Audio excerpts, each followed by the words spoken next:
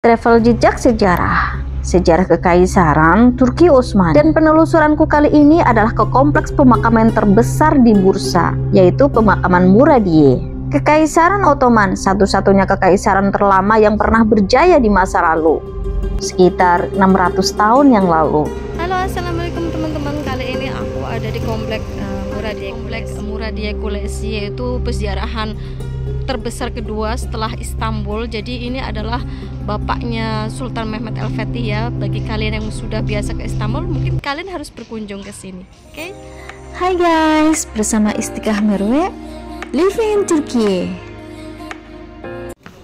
Perjalananku kali ini diawali di pagi hari, didukung cuaca yang sangat cerah, menambah syahdu perjalananku.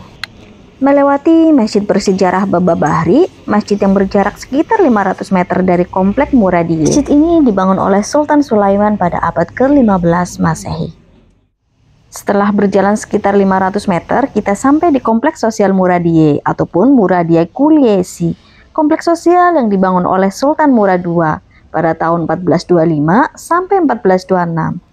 Nama itu juga diambil dari nama beliau, yang mana nama beliau adalah Sultan Murad. Dan Muradiye Kulesi ataupun kompleks sosial Muradiye adalah salah satu mahakarya terbesar dari beliau. Kompleks sosial Muradiye ini terdiri dari badan masjid, sebuah pemandian, sebuah madrasah, dan juga rumah sedekah. Dan ada 12 makam yang dibangun pada tahun-tahun berikutnya. Dan pada tahun berikutnya berubah menjadi sebuah pemakaman istana. Tahun 2014, kompleks sosial Muradiye diakui oleh UNESCO sebagai situs warisan budaya. Sebagai penghormatan pertama, sesampainya di lokasi, aku sempatkan untuk sholat 2 rakaat sebagai penghormatan terhadap Masjid Muradiye. Masjid ini seakan membawaku ke lorong waktu. Ornamen masjid yang indah, arsitektur yang kaya dengan seni, seakan berbicara bagaimana jayanya abad kekaisaran di masa lalu. Dan masjid adalah salah satu simbol daripada Islam. Kejayaan Islam gak pernah lepas dari kekaisaran Ottoman, yaitu kekaisaran yang pernah berjaya di masa 600 tahun yang lalu.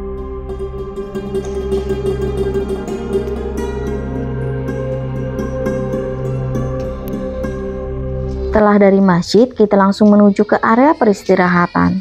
Kebetulan di sini tidak banyak pengunjung karena memang bukan hari libur.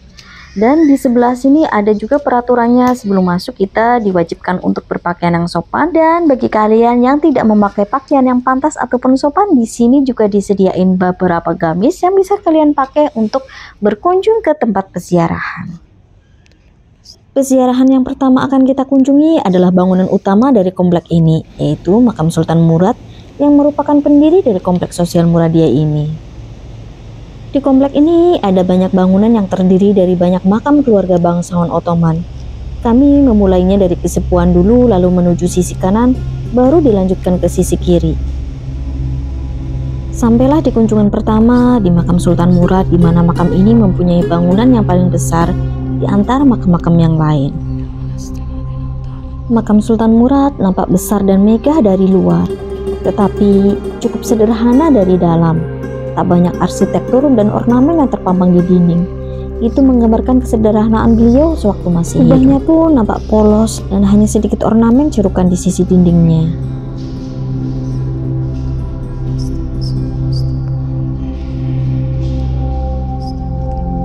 Di dalam makam hanya terdiri dari suatu makam di dalamnya. Namun di sebelah sisi kirinya dibuatkan pintu untuk menghubungkan ke bangunan makam Sultan Murad. Ada makam Pangeran Aladin, Pangeran Ahmed, serta Putri Hatijah dan Putri Hatun. Perjalananku selanjutnya ke makam yang mempunyai arsitektur terindah di komplek ini, yaitu makam Syekh Shadi Mustafa, putra Sultan Mehmet, sang penakluk Konstantinopel. Beliau meninggal dalam usia yang cukup muda. Beliau meninggal ketika melakukan ekspedisi militer di kota Niğde.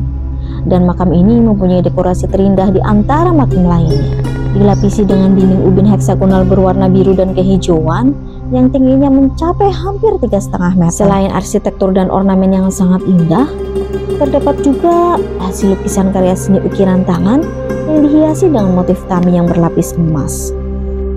Dan perjalananku selanjutnya ke makam Pangeran Mustafa, putra daripada Sultan Sulaiman Agung.